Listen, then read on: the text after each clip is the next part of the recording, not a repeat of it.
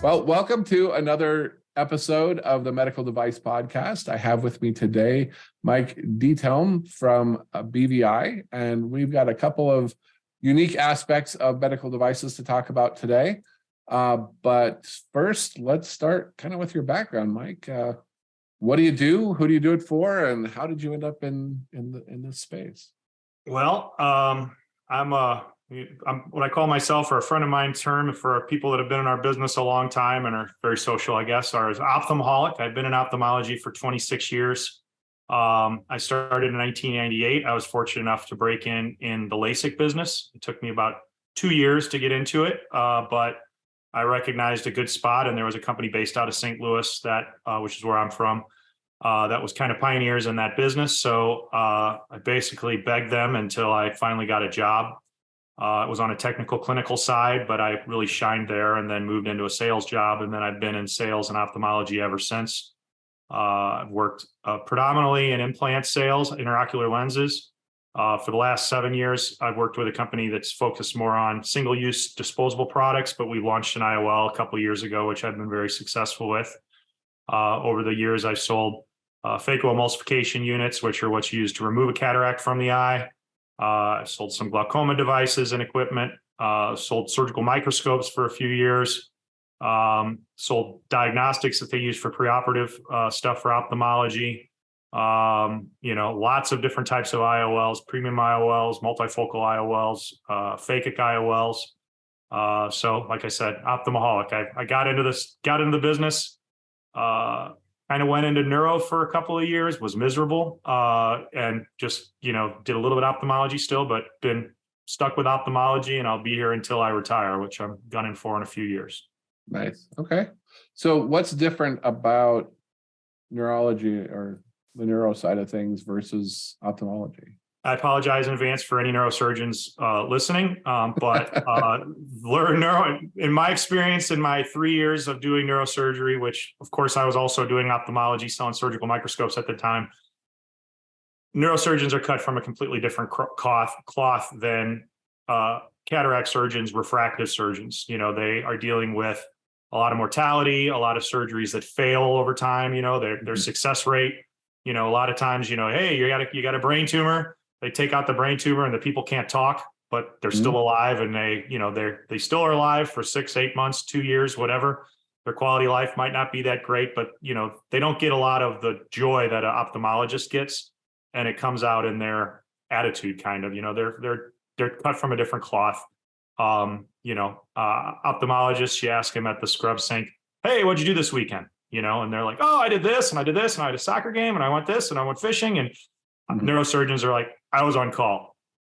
Okay. And you ask them, hey, what do you like to do in your spare time? I don't know. I work all the time, just not really the personalities that I grew accustomed to, especially in refractive surgery with LASIK, which in the beginning, 1998, pretty incredible time. I've never found a wave quite like it in 25 years. I've had a few nice waves, but they were making a lot of money, cash pay patients come in unhappy, leaving ecstatic, and making a ton of money in the process. So, ophthalmology is a very good specialty for lifestyle and family, and you don't have mortality,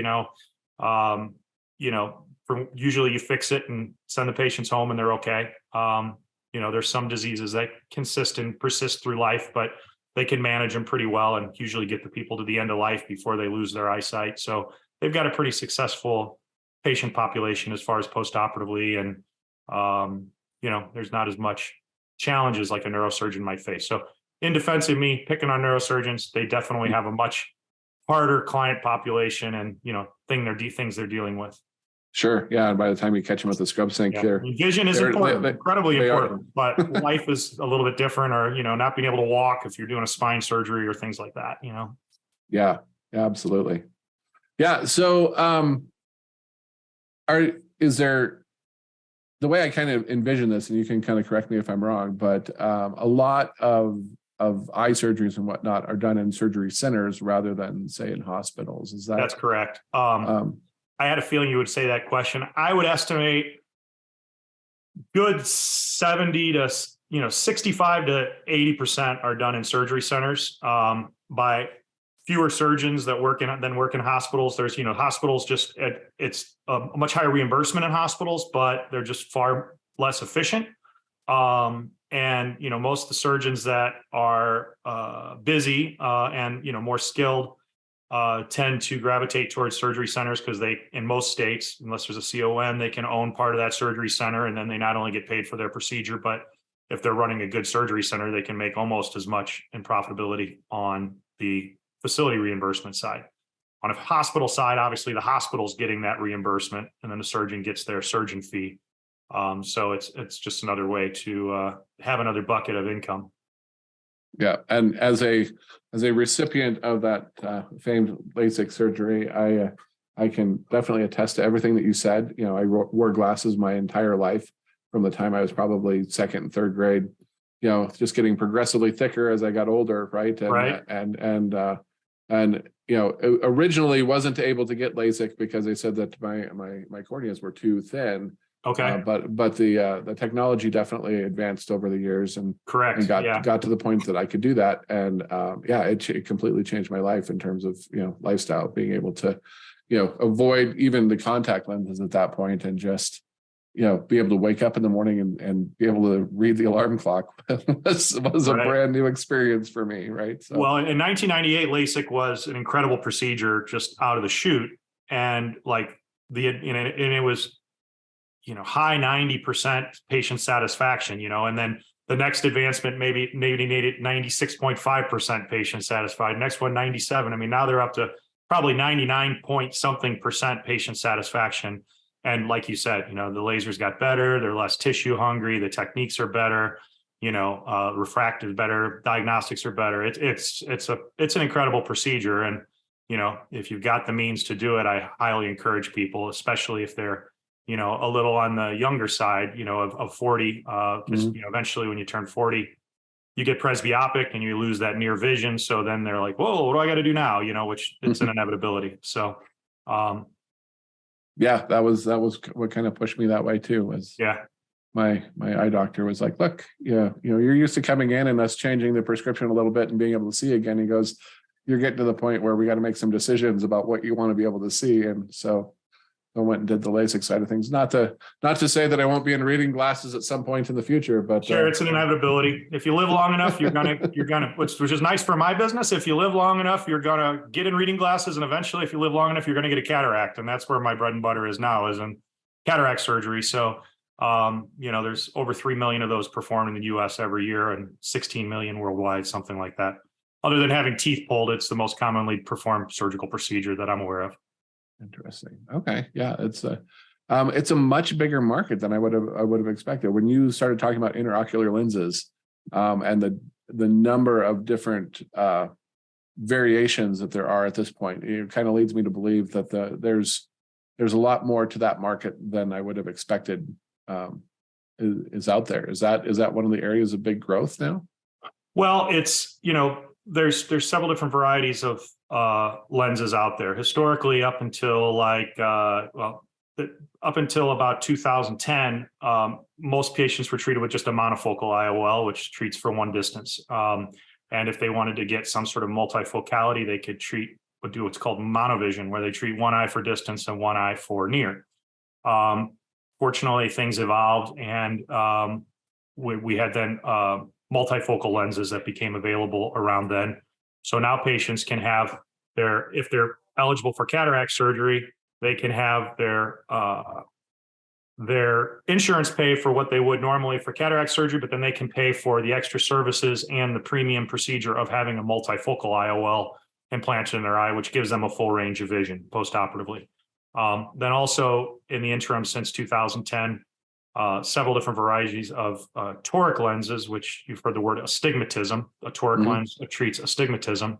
Those have come out as well. So you can, and then there's also multifocals with astigmatism, toric multifocals, and other versions of lenses that are called phakic IOLs that go in the eye while your natural lens stays in place. The first toric and multifocal lenses that were available came out in around 2005, but they weren't a premium IOL, and they kind of were a nice niche thing. But now that there's a premium portion and an insurance pay portion to a cataract procedure, So it's nice for the surgeons because they've got an extra upside. It's nice for the patients because they get to choose, how do you want to see postoperatively? And, it's nice business as well for the sales reps, because it's great technology. And, it's always, my company has one that's in trials right now, a new trifocal. It's very, very successful in Europe. When that comes available, will be the hottest topic on the market, assuming somebody doesn't bring one in at the same time, which I don't think is very, likely. So, it's like every time there's a new great technology, it takes a long time for these things to get through FDA. There's only 4 or 5 ophthalmology companies in the United States, maybe 6, that are selling IOLs right now. It's not like orthopedic where there might be 20 different people selling knees and 20 different people selling spine, and where there's always a new innovative product. That's a little bit slower cycle in ophthalmology, even though there's a heck of a lot of procedures being done. So what does that look like, that development cycle? Are we talking 2 years, 5 years, a decade? It depends. I've worked with companies that, I went to work for a company at 2010 that was like, oh, we've got 2 or 3 products that are just ready to be approved. And I worked for them for 6 years and they didn't get any approvals. Other companies are more, are better at that. They might have bigger company or just more experience in order to be able to get things through FDA faster. And they're turning out new products every year, year and a half, 2 years, so in the instance of my company, we started a lens trial, I want to say about a year and a half ago. Yeah, right about a year ago. They got the, patients in it, but then, they got to follow up post-op data for at least a year before they can submit to the FDA. And then assuming everything goes well, it's probably another year before that. So I'd imagine my company's right about at the point of submitting that data. Could be another year, could be 2 years, hopefully, but I've seen it take a decade for something to go through the FDA, and I've seen them fast track things. And, I don't know if it's necessarily always a function of how good the product is as much as it is how good the company is at, making things happen, the efficiency of their business and so on and so forth. Yeah. One thing I've definitely seen over the years working as a consultant in medical devices is, you think that when you work for one company, you think the development process and you think everybody follows the same, but it's a bit different for every company out there. And so you see the ones that can navigate those regulatory hurdles because they can anticipate that a bit better than somebody that kind of butts up against it and has to hear it from the FDA and then come back and address deficiencies and things like that along the way. So yeah, definitely. We had a big sales meeting for a former company 7 or 8 years ago, which we were waiting for product to get through the FDA. And, we, kind of get frustrated after a few years, and we had a national sales meeting and they had paused and kept putting it off. Oh, well, and I raised my hand. I said, do we have the FDA's fax number? I was, and I was, of course, in jest, but it was a nice laugh. I didn't get reprimanded for it, fortunately. But, after waiting 5 years of getting the same answer over and over again, you gotta tell some jokes in order to keep yourself pushing forward and being patient, So, do you know regulatory pathway for these types of devices? Are they usually new devices, or is there like a 510K type pathway to do? There's 510K pathways, I think, when they're like add-ons to a product. If I'm not, I might be speaking incorrectly. It's not exactly my area of expertise. So, like for instance, they might use the base product of a monofocal that they're going to turn into a multifocal, so they can, or in the vice versa, they might launch a multifocal and then launch the monofocal version of that same lens. So, the dynamics of how it works in an eye, or, the optic, the material, the haptics, which are the little tiny parts inside the IOL that hold it in place inside the bag, inside the eye where the natural lens used to be. So they're, instead of reinventing the wheel, they're borrowing the hubcap, so to speak. So I think, they do that a lot for launching different versions of the same lens, But when you get into like the trifocals and things that you're talking about now, then you have trials and things that you have to get through. Yeah, absolutely. Especially on a new product coming from across. I mean, even it's got over a decade, in our instance, or even the instance of the company I was explaining before that had the long process of getting approval. There's well over a decade of experience and tens of thousands, if not hundreds of thousands. I think there's been 1 million of my lenses that we're trying to get in the US implanted worldwide, but FDA doesn't care. They gotta do their thing and cross their I's and dot their T's, or do whatever they do. That's perfect. Yeah. So, moving, I guess, out of the regulatory side, which, like you said, is kind of, somebody else's area for sure. Sure. I'd have no hair left if I had to do that. Yeah, I understand. Absolutely. So, as you bring these devices into these surgery centers and to these doctors, since it isn't, like you said, a lot of this is cash payers, things along those lines. Is there a difference in the types of features that they look for, or maybe a different way that they look at devices, as opposed to, say, what you'd find in an OR in a hospital? I definitely say that in my experience, things move a lot faster in the surgery center. There's far less bureaucracy and red tape and product committees and all that sort of stuff. So, usually the surgeons are the owners of the surgery center, or at least have some partnership in the surgery center. And, most of them are pretty busy. So if they say they want something, as long as you can make the price comparable to, an equal product with another company, they'll, let you in pretty easily. Sometimes you got to jump through a few hoops. On the hospital side, where again, I said there's a lot less volume, you normally got to jump through a lot of hoops. And they tend to, be more involved with new product committees, and they probably have vendor mate or rep tracks or all these other things. And, then you got to be, more training in there and that sort of thing. And, generally less volume, although there are some very busy eye hospitals. I'm not saying, that they don't exist, but so it's a lot more legwork on the hospital side than typically on the surgery center side, in my experience. And so you're talking, as a salesperson, you're talking to more of the decision makers when you're in the surgery center than you are, in the hospital. There's a lot more. Well, yeah, and like in the hospitals, you got all different characters of surgeons, and some surgeons, they ask for something wherever they're at and they get it. Like in a hospital, I want this, I want to use it next week. I don't want to do a committee. Let me have it, and they're like, okay, doctor. Other guys, are, a little less aggressive or confident or whatever. And, if there's any pushback, they're like, okay, well, do what you need to do. And, and then the doctor kind of just shrugs and says, well, I got to wait for them to, cross their I's and dot their T's, like I said. Yeah. So, and it, it's like, it's not a 100% correlation, with the way a hospital works or way a surgery center works in my business. I can just say with confidence that on the surgery center side, it flows a little easier. They're not, there's not as many layers of yellow tape to go through, and so on and so forth. Nice. Okay. And there's also, like I said, 65, 75, 80% of the business is being done in surgery centers. So your upside is, a lot more business there. But then again, on the busy surgery centers, every other rep is out there trying to pick those off as well. So, that's the coveted, going for the bigger fish versus little fish type of thing, I'd say.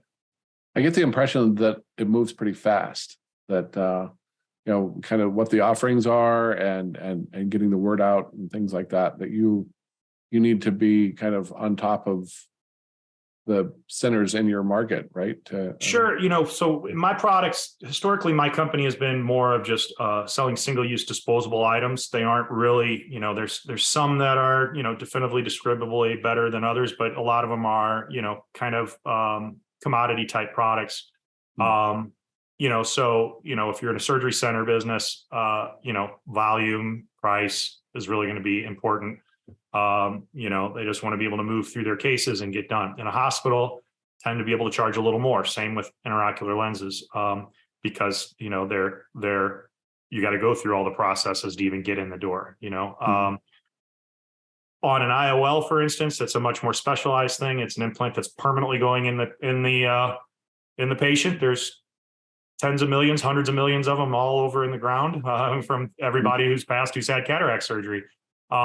So that's a little more nuanced in that, you're pitching more, feature benefit, and, talking about how your optic works, how your haptics work, how your injector works, post-operative vision, patient satisfaction, how easy it is to load, inject, things like that for intraoperative behavior of the lens and how it works with technicians and, training and all these different things come into play. So any number of those things could be a hot button for a surgeon. You got to find out what their challenges are with the lenses that they're presently using, and then hopefully find a niche where yours product will fit best, based on their experience.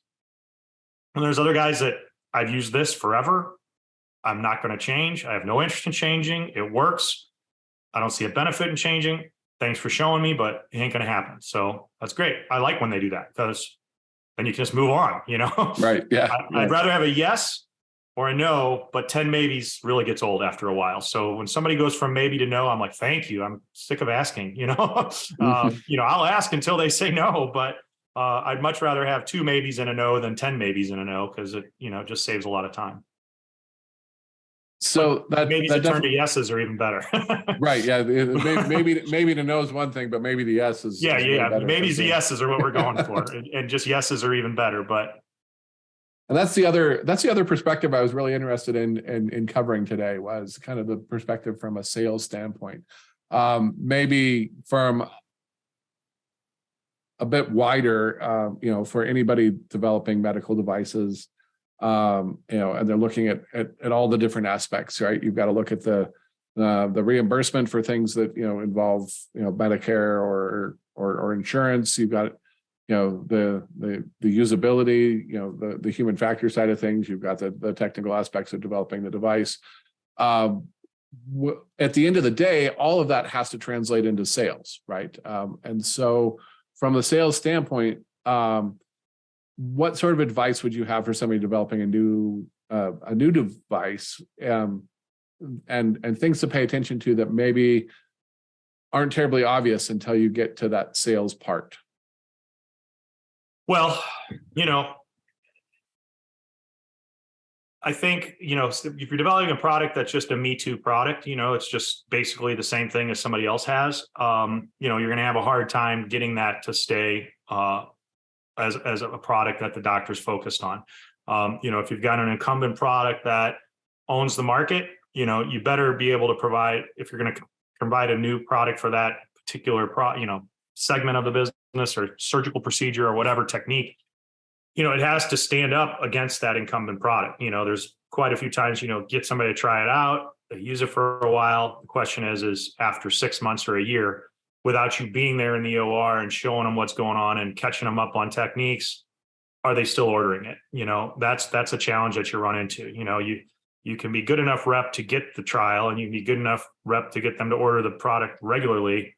But where the rubber hits the road long term is, does the product stay on the shelf? Does the doctor keep using it without you, having to be there holding their hand and supporting them every step of the way? I think in some specialties like orthopedics or, spine or things like that, the reps are always ready to eat each other's lunch. I think it's a little more collegial in the ophthalmology area. We're not in every surgical case. We couldn't be. There's doctors that do 3,000 cataracts. You can't be live with a surgeon like orthopedic reps do. So when you sell a product, you're hoping that it can stay on the shelf as long as you're able to deliver it. It's getting the results, things like that. So back to your question, any new product for a certain percent of surgeons is going to get interest. If you're a good rep, you can get it from interest to a trial. And if you go from a trial, you can get it on the shelf if you're a good rep. But keeping them ordering and keeping them using the product long-term is the challenge. And the product has to stand up to the test of time. So I think developing products, they need to be innovative. Like I explained with the multifocals, there's been, I'd say we're now on the 4th or 5th generation of multifocals since 2010. And every time there's a new version, assuming it's performing at least as good or better than the previous version, it takes over the market. And, if you're lucky enough to be on one of those waves, it's a lot of fun. I've been on a couple of them. So the question is, though, when the next version comes out, are people going to jump from your product to that product? And that often happens on these premium, things in my business. Will it stand the test of time and still have surgeons using it 1 year, 2 year, 3 years, 4 years down the road without having to, go back to the drawing board and keep making modifications and so on and so forth. So a skilled salesperson can get it in the door, but keeping it on the shelf is really a function of the performance of the device for sure. Well, it doesn't hurt to be a good rep and provide good service. And if a company's providing quality customer service, delivering things when they say they're going to do it, getting orders out, things like that. If you run into, if you've got a lot of challenges with your customer service and, you're not selling a product that the doctor is crazy about, like that they absolutely need to have for surgery, there's usually a half dozen other companies that will provide that product. And, like as an example, we sell cannulas, there's a dozen companies that sell cannulas. A cannula is a cannula, They all look the same. You can't tell under the microscope, even if they're any different.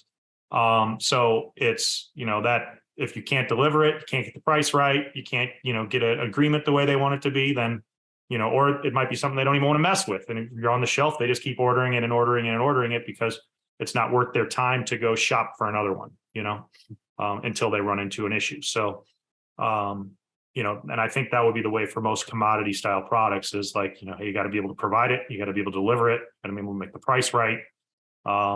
Premium products, it's, they'll put up with a little bit more, jumping through a little more hoops to get it, or, if they got to wait or do a process to order that's a little more complicated or whatever, as long as they're getting good results, they'll go through those challenges with premium products.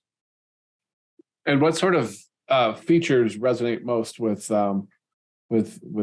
surgeons? Is it improved speed? Are we talking efficacy from a patient safety standpoint? What I always say about ophthalmologists, and it probably is for any specialty, it's just ophthalmology is my area of expertise. If you ask 6 doctors, you'll get 6 different answers, and 50% say one thing and 50% say another thing. So you can have an opinion and you'll never be wrong because nobody's ever going to, it's not a 100% thing. There might be docs even, for instance, that I've worked with this rep for 25 years. He's never treated me wrong. I'm going to use his lenses no matter what. It's just godfather of my kids, that sort of thing. Other guys are like, hey, I want to try the newest technology. I want to try every lens that's on the market, and I want to provide customized solutions for my patient. Other guys are like, I trained in residency with this lens and I'm comfortable with it. I get good results. My patients aren't complaining. Surgeries go smoothly. I don't have complications. I don't care to change, So it's, like I said, 6 to 1, half dozen another as far as what motivates them,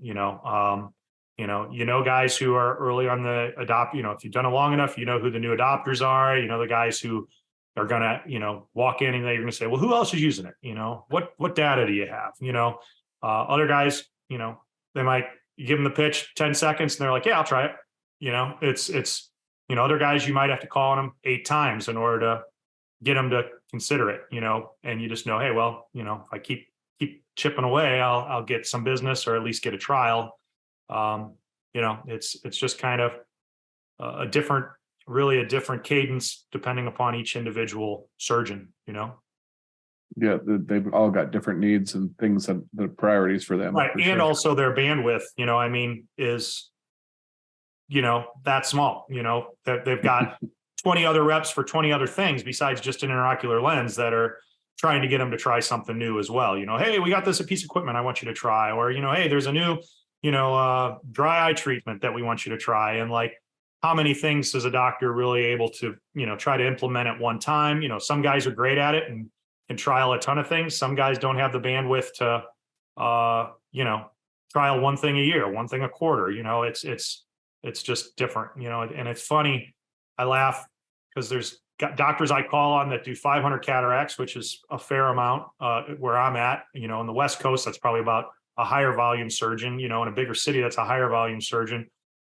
In St. Louis, Missouri, 500 is not a lot of cataracts. I mean, it's all right, but there's guys doing 1,500, 2,000, 2,500, 3,000. And I'm amazed that guys that are doing 2,000 and 3,000, I'll call them up and say, hey, I'd like to stop in and show you something. They're like, yeah, come on in at noon. And then there's other guys that are doing 500 that are like, oh, I'm just so busy, and you go into their waiting room and you could roll a bowling ball and not hit somebody, but they're so busy, they can't see you. And it's like, there's different strokes, different ways, but there's some guys that have, just are able to, with, huge businesses that they're running with tons amount of surgery and tons amount of patients, still have the bandwidth to like say, yeah, come on in and tell me about what you want to tell me about or what idea you have, and give you a minute or 2 minutes and, say Nice. yay or nay, gives you a shot, so kind of interesting. Okay. Yeah. Nice. Okay. All right. So if there's somebody, just out of high school, just out of college, whatever, that's interested in medical sales, what's a good route to get into that side of the business? Well, I know like hiring managers, recruiters, if you can't break in out of college, which is very hard. It took me 3 years of really knocking on doors, and literally 2 years, literally showing up at the offices of the company that I went to work for, inevitably. Anytime I was in the neighborhood of Chesterfield, Missouri, which is where my initial company was based, if I was dressed, if I had a pair of khakis and a shirt on, went in, knocked on the door, and I said, I want to meet this person. I want to meet this person. I probably met 20 people over 2 years before I was finally hired. You got to have that type of doggedness to get in. It's not, out of college, you're lucky. I think a lot of people, they get their break into medical, into pharma. I never went into pharma. I had opportunities going to pharma, but at the same time, I went into surgical. I'm very happy I went into surgical. I wouldn't be a pharma guy. It's too regimented, I think, for me. But that's a great way to go. But after, I think, a few years in pharma, if you stay in pharma and you don't move into surgical, you're going to be a pharmaceutical rep forever, which that's very lucrative, very good business. And for some people, it's the right job for them. I know it wouldn't be for me. Yeah. But out of college, if you don't have that opportunity, if you don't have a sales experience, you don't have some way to get your foot in the door, relationships or whatever, hiring managers, they love to see companies like Enterprise that have great training programs, copier companies, where you're going out and knocking on a lot of doors and just giving a lot of pitches. If you've been hired by one of those companies that have these really regimented sales training programs and that you've shown some success and growth, that generally parlays very, very well into medical equipment, surgical sales, that sort of thing. Nice. Okay. But you definitely, it's not, getting in is the hardest part. It's really, once you're in and you have some success, and you build a track record, then, you can really run with it for a long time. But, for people coming out of college, I'd say, don't expect it to happen in 6 months. Don't expect it to happen in a year. It could take 2 or 3 years like it did for me. And I've been tremendously successful ever since, at least tremendously successful in my peer group, I guess, or in my family and things like that. I mean, there's people that are, making millions of dollars out there, and I consider that even more successful financially, at least. But it's been a very, very good business for me. I've loved every minute of it. Nice. I don't dread Sunday nights. I've never had to go, oh man, I'm not really looking forward to going to surgery tomorrow or whatever. It's a good business. Nice. Okay. Yeah. So if somebody wants more information or wants to get a hold of you, what's a good way for them to do that? Well, my email, personal email is Michael, Michael, daughter period. My last name, which is spelled just like diet soda, DIET, and helm, like the helm of a ship. And that's at att.net. So Michael.Diethelm at att.net. Okay. All right. Well, I appreciate all this information. Like I said, this is very unique from the standpoint of both eye care as well as from a sales standpoint. I think people developing devices would do well to mind what you were saying in both cases in terms of how to develop devices and have it reflect in the sales, because at the end of the day, that's what drives the company, right? So yeah. And innovation helps, that's for sure. I'd say also one thing to, it's good, if you're having a Me Too product or a lot of Me Too products, it's tough to get your foot really, yourself anchored into an operating room. When you have an anchor in the operating room, whatever product that might be, that they're like, I will not do a surgery without this, then you're able to bring in a lot of other products attached to that because, hey, okay, they really want to use this phaco machine. That's the instrument used to do a cataract, for instance. The biggest phaco machine company in the business also is the biggest implant company in the business, and they're also the biggest disposable company in the business off the back of that anchor that's in the OR. And, they sell good products all the way across the line, but, that anchor that people have to have allows you to really leverage a lot of other business as well. So that's something important. Yes. Okay. Well, thanks very much. I appreciate the conversation, and stay in touch for sure. Well, that was fun. And if this goes all live or whatever, I'd love to get the information. I'll share it with my team. Oh, absolutely. We'll definitely do Great. that. Thank you very much. Yep. Happy Friday.